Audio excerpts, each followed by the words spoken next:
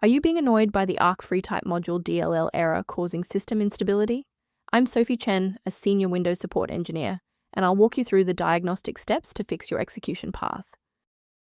Before we begin the walkthrough for Arc-freetype module, check the link below for a tool to assist with library environment checks.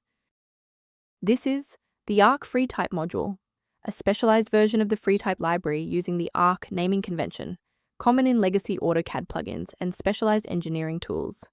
It handles the rasterization of vector-based fonts.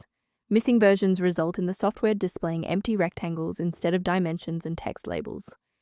Now that the background is clear, let's walk through the actual installation steps.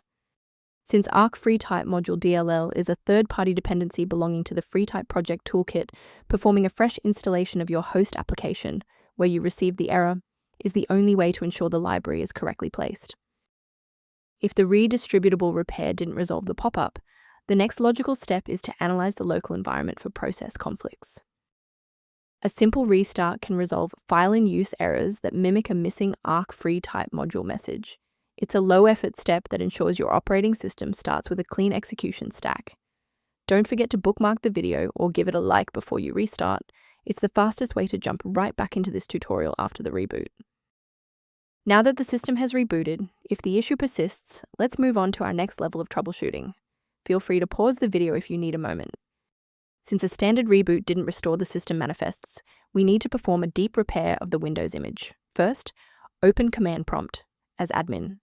Second, you're going to type dism space /online space /cleanup image space /restore health, then hit enter.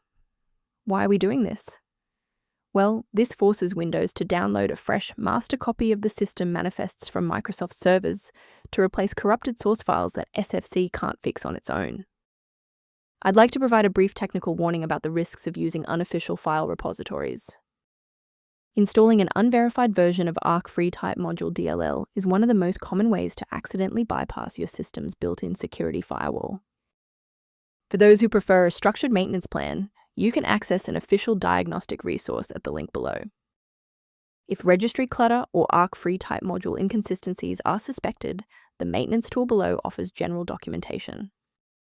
Your feedback is valuable. If this fix got Arc-freetype module working for you, please like the video and subscribe to stay informed on maintaining a secure environment.